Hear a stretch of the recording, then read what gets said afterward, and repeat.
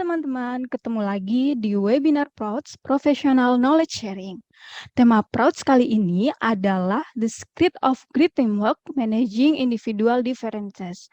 Membahas bagaimana membangun teamwork yang baik dengan cara mengenali karakteristik masing-masing anggota tim. Materi akan disampaikan oleh Kak Bunga Indira Arta. Beliau adalah Industrial and Organizational Psychologist. Topik yang akan dibahas pada part pertama adalah keragaman di tempat kerja dan benefitnya. Kemudian Kak Indi akan membahas mengenai individual difference, cara berperilaku di mana orang berbeda satu sama lain berdasarkan dua kategori personality dan values. Kemudian yang ketiga ada DISC style, yaitu 4 gaya perilaku utama dalam model kepribadian. Nah, tanpa berlama-lama gitu ya, dipersilahkan Kak Indi untuk dapat memulai materinya. Kita hari ini akan ngobrolin tentang rahasia untuk punya teman-teman jadinya, punya teamwork atau tim kerja yang hebat atau yang keren tuh apa sih gitu ya. Terutama ketika kita ngomongin individu, semua kan punya warnanya masing-masing ya, punya karakternya masing-masing. Gimana sih kita bisa manage individual difference sehingga dari hal yang berbeda justru kita bisa jadi sesuatu yang bersatu gitu atau sesuatu yang utuh gitu ya. Nah, itu yang akan kita tema obrolan kita malam ini. Nah, hari ini kita akan ngobrolin tentang sebetulnya individual difference di tempat kerja itu seperti apa sih? Lalu bagaimana individual difference kita, terutama di sini aku highlight tentang personality gitu ya, itu mempengaruhi gaya kerja kita. Gimana setiap kita yang punya gaya kerja dan personality masing-masing atau kepribadian yang berbeda bisa building an effective team. Dan gimana efektif tim itu bisa terus ditingkatkan dan mencapai performance yang optimal dengan overcoming differences. Nah, yang pertama kita akan, ini konteks teman-teman, ngobrolin tentang diversity at work. Teman-teman yang sekarang mungkin kuliah atau kerja, kalau lihat ke atasan atau lihat ke teman kerja gitu, kalau masih di kantor mungkin bisa lihat kanan kiri gitu, atau dimanapun tempat kita berada gitu ya, kita pasti ketemu orang yang beda usianya, beda gendernya, beda ethnicity-nya, beda background dan education level. Nggak usah di kantor, di rumah aja teman-teman, orang tua kita aja pasti age dan gendernya sudah berbeda gitu ya, kemungkinan besar berbeda. Etnisnya mungkin juga berbeda gitu, begitu juga dengan background dan education level. Itu lingkungan terkecil kita dari keluarga gitu ya. Keluar sedikit RT RW makin diverse lagi. Lebih luas lagi ketika kita kuliah, apalagi yang kuliahnya merantau. Wah, makin beragam banget tuh ya background teman-teman. Jadi memang kita akan selalu ada di lingkungan yang itu diverse. Jangankan udah kenal orangnya, kadang kelihatan dari penampilan fisiknya aja kita udah bisa lihat kalau kita orang yang berbeda gitu ya. Dan ternyata ketika kita memasuki dunia kerja, keberagaman itu jadi sesuatu yang kelihatan.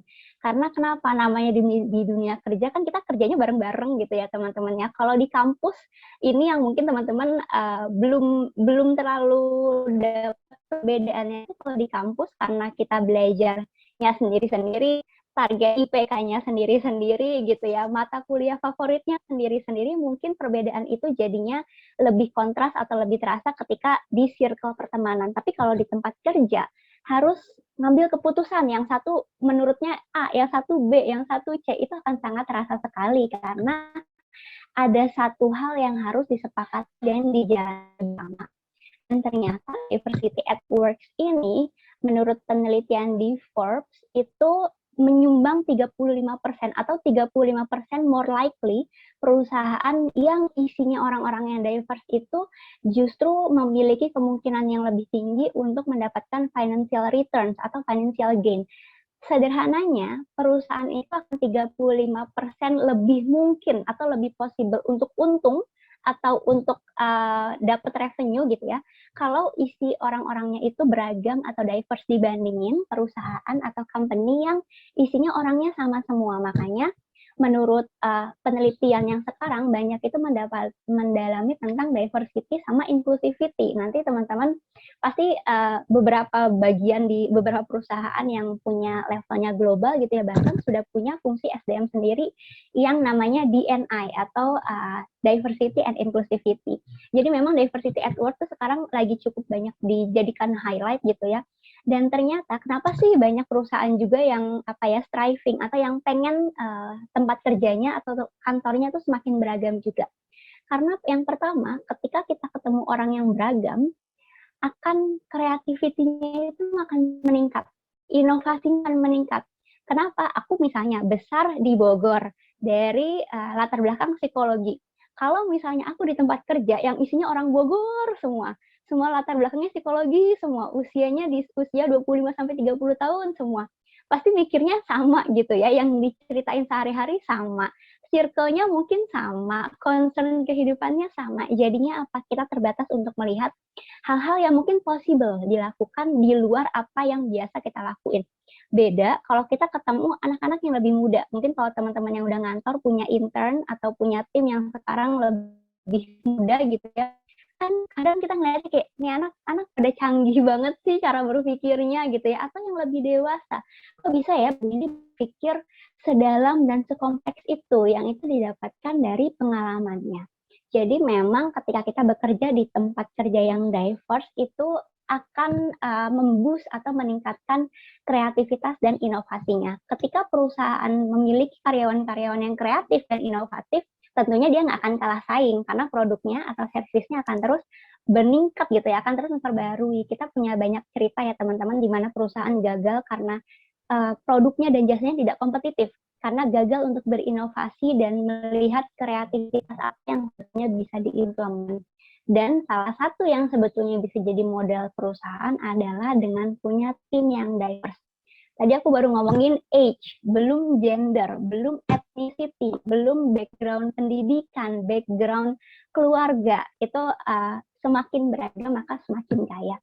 Jadi sekarang teman-teman sambil mengikuti webinarnya, sambil diingat-ingat gitu ya, siapa ya teman di kantor yang benar-benar beda banget sama aku. Yang justru ketika kita ngobrol kayaknya nggak pernah nyambung, tapi ternyata bisa ketemu di satu titik gitu. Nah, orang punya karyawan yang beragam, itu akan memiliki kemungkinan yang besar, kemungkinan lebih tinggi untuk menyediakan professional growth. Karena apa? Kita akan belajar dari orang lain juga. Tadi ya, ketemu orang yang beragam itu bukan hanya keberagaman itu bukan selalu selek gitu ya, selalu nggak sepemikiran, selalu nggak pernah ketemu titiknya. Tapi justru ketika kita beragam, kita bisa belajar dari satu sama lain. Kayak teman-teman sekarang mungkin dengar sharingku dari sisi psikologinya. Mungkin nanti ada pemateri lain yang menjelaskan dari sisi SDM-nya atau dari sisi design thinking-nya, dari sisi yang lainnya, dari sudut pandang yang lain. Jadi memang keberagaman itu memberikan kita space untuk professional growth, dari mana dengan kita belajar sudut pandang baru dan kita terekspos dengan skill-skill dan sudut view-view yang sebelumnya mungkin tanpa adanya keberadaan orang lain itu kita nggak akan kepikiran kalau oh ternyata pekerjaan A itu bisa dilakukan dengan cara B, nggak cuman dengan cara yang biasanya aku lakuin kayak gitu. Dan yang ketiga, yang terakhir, ini yang paling bisnis impact-nya paling tinggi adalah karena menjadi better decision making. Jadi sebuah perusahaan itu akan sangat kesulitan untuk memiliki daya saing atau competitive advantage jika semua orang di dalamnya berpikiran dengan cara yang sama. Jadinya apa? Satu ide akan diiyakan, satu ide ditolak, semua menolak. Satu ide diterima, semua diterima. Jadinya apa? Nggak ada yang saling nge-counter atau nggak ada yang saling nge-challenge. Benar nggak sih cara pemikiran kita? Ada nggak sih cara berpikir yang lain? Atau ada nggak sih view-view lain yang sebenarnya bisa membantu kita untuk memahami situasi ini? Nah, dengan kita memiliki teman kerja yang beragam, ternyata itu akan menjadi sumber atau referensi, resource kita untuk mendapatkan sudut pandang atau perspektif yang baru. Termasuk yang nggak kalah pentingnya adalah perspektif untuk memahami pelanggan. Kalau teman-teman mungkin kerja di suatu perusahaan yang menyediakan services ya, services dan itu tersebar di seluruh Indonesia, let's say kita ngomonginnya level nasional gitu ya. Harus nanganin klien dari latar belakang tertentu atau suku tertentu atau daerah tertentu. Siapa yang bisa ngasih insight? Pasti orang dalam gitu ya, orang daerah situ. Nah, bakal beruntung banget kalau di perusahaannya ada tuh orang-orang yang berasal dari daerah itu, ada orang dalamnya gitu ya, sehingga apa, bisa ngasih insight, oh ternyata kalau orang-orang suku tertentu atau orang-orang daerah tertentu, cara masuknya atau PDKT-nya tuh harus begini loh, atau service yang mereka suka tuh begini loh. Termasuk juga teman-teman yang mungkin lagi kuliah gitu ya, ketika dikasih tugas buat memahami misalnya arsitektur di budaya Bali misalnya. Kalau ada orang Bali makin enak gitu ya, di budaya Sunda. Kalau makin ada orang Jawa Barat makin enak gitu ya. Jadi sebenarnya diversity itu sangat beneficial untuk kita baik di perusahaan ataupun di kehidupan kita sehari-hari. Nah, apa sih sebetulnya individual difference yang biasanya kita bawa di tempat kerja? Banyak banget ya teman-teman. Dari tadi yang udah aku mention tuh demografis ya, sifatnya ada age, ada gender, terus ada ethnicity, ada hal-hal lainnya gitu ya. Tapi ada yang lebih permanen, yang itu akan terus berkembang dan sangat kita banget, yaitu dua hal. Kalau yang banyak diteliti adalah tentang values dan personality, atau nilai hidup seseorang dan personality seseorang. Jadi nilai hidup itu menjelaskan tentang apa sih yang penting buat kita. Nah, apa yang penting buat setiap orang tuh pasti beda-beda ya teman-temannya, dan itu yang membuat kita makin diverse. Begitu juga dengan personality. Personality itu yang bikin Indi dan Nevi dan Amanda, Rifki, Munajat, di sini orang yang berbeda-beda. Jangankan namanya beda, namanya sama persis, lahir di tanggal yang sama aja, kadang tetap jadi orang yang berbeda. Kenapa? Karena kita punya personality yang berbeda-beda. Nah, apalagi kira-kira teman-teman perbedaan di individual yang itu membawa warna di tempat kerja. Misalnya cara kerja itu juga membuat kita berbeda. Minat dan bakat itu membuat kita berbeda juga. Yang satu ada yang hobinya masak-masak, yang satu hobinya main gitar, yang satu hobinya cocok tanam gitu ya. Itu juga yang bikin seseorang berbeda. Nah, di sini aku akan mendalami tentang personality. Karena yang pertama backgroundku memang psikologi, jadi kita melihat individual difference tuh dari cara seseorang berpikir dan berperilaku. Yang itu banyak bisa kita pelajari dari tahu personality-nya. Nah, sebenarnya personality tuh banyak banget ya teman-teman. Teman-teman mungkin sudah familiar dengan MBTI. Kalau ada yang bilang, kamu anak NFJ ya? INTP ya? Atau INSP ya? Gitu. Itu adalah MBTI gitu ya, salah satu tes kepribadian. Tes kepribadian lainnya apa? Banyak banget. Ada Big Five Personality. Di sini aku akan sampaikan tentang DISC. Terus contoh lainnya ada Kirkpatrick. Jadi memang banyak banget di luar sana tokoh-tokoh dan saintis-saintis atau peneliti yang berusaha untuk memahami individu. Cara memahaminya kalau melihat Indi 1, Indi 2, Indi 3 kan variasinya banyak ya, sejumlah manusia yang ada di bumi ini gitu ya. Maka sama mereka dibikin general term. Kira-kira orang-orang tertentu tuh bisa nggak ya kita masukin kotak-kotak tertentu. Nah, itu yang biasanya kita temuin di alat-alat tes psikologi.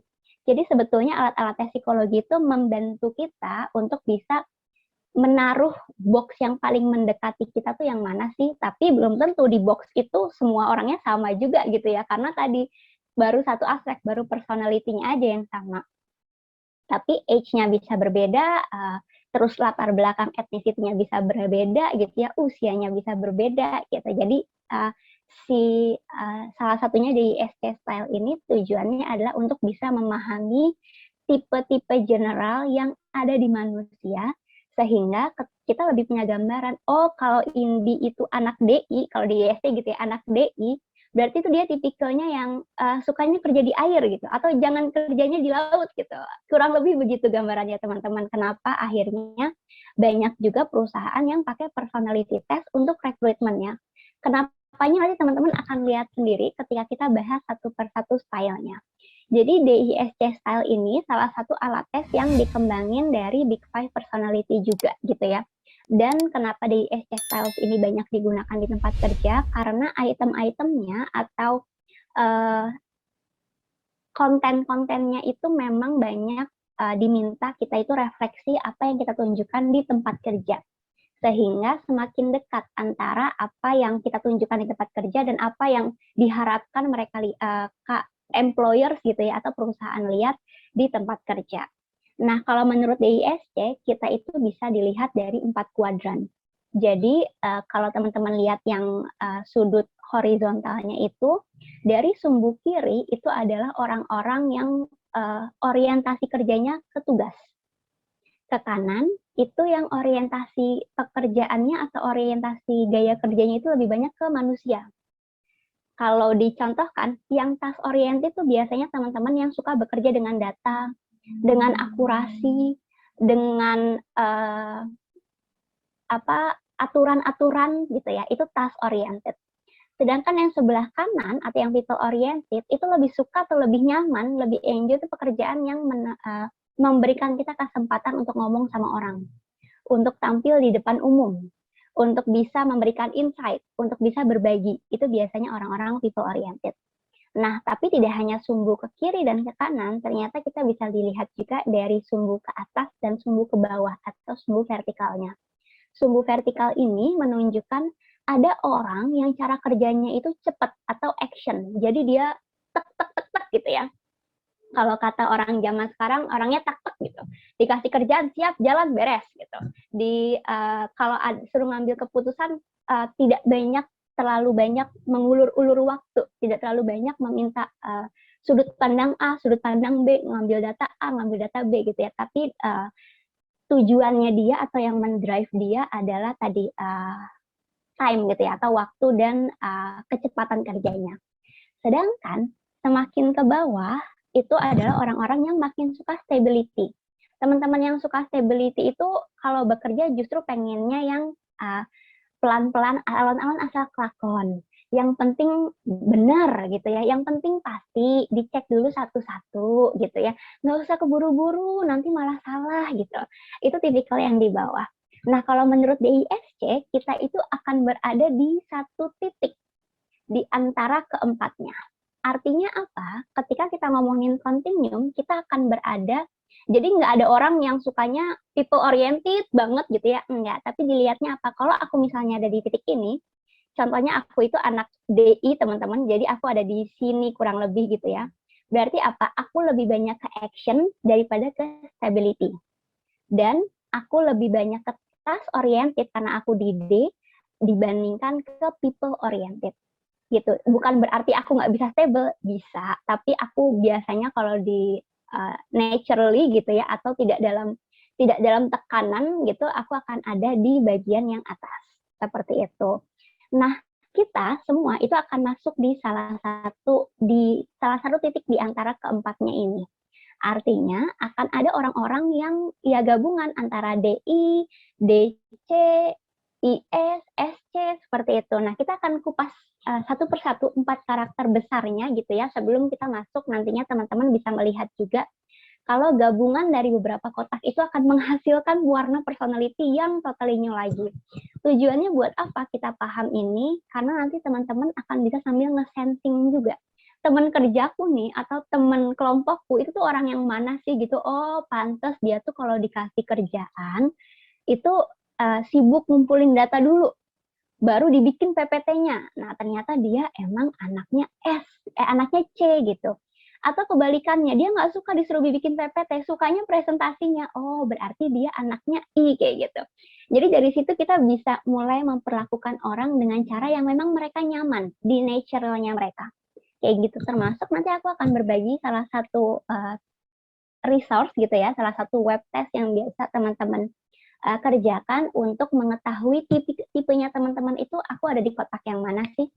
Cuman disclaimer dulu teman-teman, yang pertama namanya personality test itu akan ada variasi di antara satu tes dengan tes yang lain. Jadi teman-teman jangan khawatir kalau misalnya kok aku tes di web ini hasilnya ini, di web itu hasilnya itu gitu ya. Yang dilihat adalah stabilitasnya. Apa sih item-item yang selalu sama sepanjang teman-teman ngambil tesnya.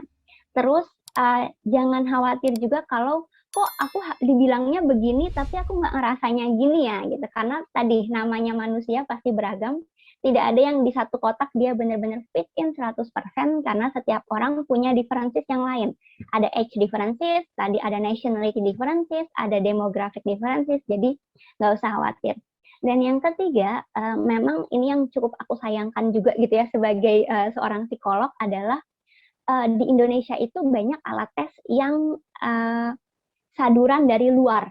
Jadi bukan dibuat langsung oleh orang Indonesia. Jadi untuk beberapa hal, kok gue nggak paham sih masuk alat tesnya gimana gitu, atau kok nggak masuk banget di budaya kita gitu ya. Itu teman-teman bisa pilih aja item-item yang memang paling menggambarkan teman-teman, karena tadi alat tes di Indonesia itu kebanyakan disadur dari luar, termasuk nanti yang akan aku kasih ini masih dalam bahasa Inggris teman-teman, karena belum banyak alat tes dalam bahasa Indonesia yang bisa digunakan secara umum gitu ya. Kalau yang dibeli pakai license pasti ada yang bahasa Indonesianya, termasuk yang digunakan perusahaan ketika proses rekrutmen, salah satunya di ISC juga ada yang banyak yang menggunakan. Tapi yang sifatnya public access atau free access itu jarang yang ada dalam bahasa Indonesia. Gitu. Jadi teman-teman nanti bisa semakin banyak mengeksplor diri sendiri akan semakin mengenal karakteristiknya. Nah, yang pertama individual differences yang akan kita omongin adalah tipe D dulu atau tipe dominan. Nanti kita akan, jadi di ISC itu searah jarum jam ya teman-teman, D, I, F, C gitu urutannya. Jadi bukan D, I, S, C gitu ya, bukan ke kiri tapi S-nya itu di sebelah kanan. Nah, yang pertama kita akan ngomongin orang D dulu gitu, tipe dominan. Seseorang yang dapat personality D atau orang D kita nyebutnya kalau di DISC atau di style, itu adalah seseorang yang motivasinya atau dia tuh makin berapi-api di kantor ketika dikasih challenge baru, ketika dikasih project yang out of the box, atau project yang dia tahu targetnya agak ngawang-ngawang tapi gue yakin bisa dicapai. Nah, itu anak-anak D tuh yang suka tuh. Jadi dia itu paling seneng kalau dikasih hal-hal baru, dikasih kesempatan untuk megang project yang dia punya otonomi untuk mainin di dalamnya gitu ya, atau bikin punya kesempatan untuk bereksplorasi dan bereksperimen. Itu yang memotivasi orang-orang D. Otomatis orang-orang D itu ketika di dalam tim gitu ya, biasanya dia itu kontribusinya dengan melihat big picture. Dia akan melihat kemana sih kita tuh bisa membawa project ini. Dan biasanya namanya orang dominan itu akan secara natural memimpin tim. Walaupun mungkin dia posisinya bukan leader, tapi dia mungkin akan jadi seseorang, akan lebih possible jadi seseorang yang memimpin rapat atau mengarahkan suara tim. Nah, jadi kalau teman-teman mulai kebayang, oh kayaknya si A nih orang D nih gitu nih, pantesan dia di tiap rapat pengennya didengar gitu ya, atau mengarahkan diskusi, itu biasanya ke orang D gitu. Dan termasuk satu kontribusinya orang-orang D atau orang-orang dominan itu adalah dia selalu men-challenge status quo. Men-challenge hal-hal, kalau kita udah tahu rule of thumb-nya gitu ya, namanya project itu dimulai dari planning, implementing, evaluating gitu ya. Anak-anak D ini pasti gatel gitu. Kira-kira di planning kita bisa ngelakuin apa ya yang baru? Kira-kira di implementasinya kita bisa inovasi di mana ya? Nah, itu biasanya kontribusi yang dikasih teman-teman dari D.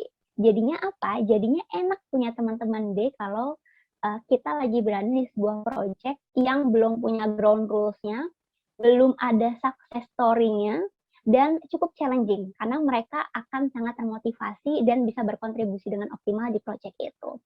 Nah, ketika kita ketemu anak-anak D, gimana sih caranya harus berkomunikasi? Karena kayaknya kan dia orangnya dominan ya, pengennya didengar. Tenang, karena sebetulnya teman-teman di D ini sangat bisa mendengarkan dan sangat terbuka, asalkan kita bicaranya itu direct, to the point, dan singkat. Jadi nggak bertele-tele, nggak banyak manis-manisnya, nggak banyak bunga-bunganya. Ya udah, intinya apa?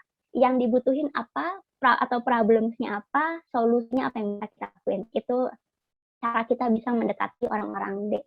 Lalu be confident and focus on problem solving. Jadi kalau ketemu anak D itu kan kebayangnya kayak sosok leaders bawaan gitu ya. Jadi walaupun dia bukan leader, tapi dia akan selalu memposisikan dirinya sebagai orang yang di depan gitu.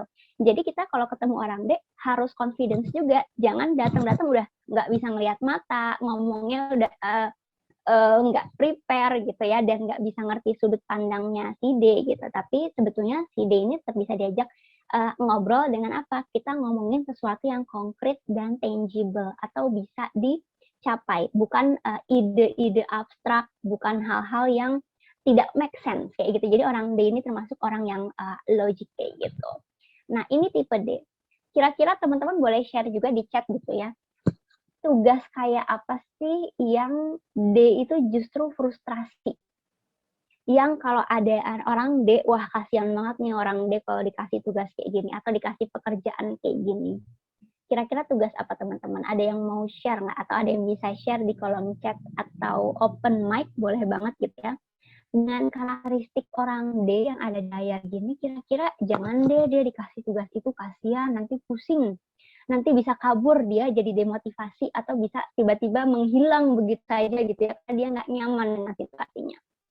Any ideas teman-teman, apa kira-kira pekerjaan yang kalau bisa dihindari oleh orang-orang D atau jangan didelegasikan kepada orang-orang D? Kira-kira apa nih? Mbak Novia mungkin ada ide nggak Mbak Novia? Apa kira-kira Mbak? Buat teman-teman yang mungkin ada ide, Boleh mungkin yang kalau mau berkaitan sharing dengan disuruh bikin planning. Oke, Mas Munajat. analisis Analisis data. data. Tugas-tugas administratif. Betul, exactly. Jadi teman-teman D ini akan frustrasi kalau dikasih sumber yang banyak tanpa dia punya kesempatan untuk ambil keputusan. Karena apa? Yang mendrive dia adalah freedom.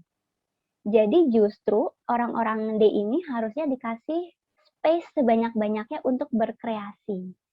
Semakin banyak dia dikekang, disuruh planning yang udah ada nih A sampai Z-nya, wah bubar jalan teman-teman. Kalau pilihannya kalau nggak dilakuin, dilanggar semuanya sama orang-orang D. Ini kita ngomongin ekstrim yang paling ekstrim gitu ya. Benar, pekerjaan yang tidak jelas filosofinya. Ngapain sih dilakuin? Karena apa? Nggak tangible buat orang-orang D gitu ya. Karena orang-orang D ini harus konkret.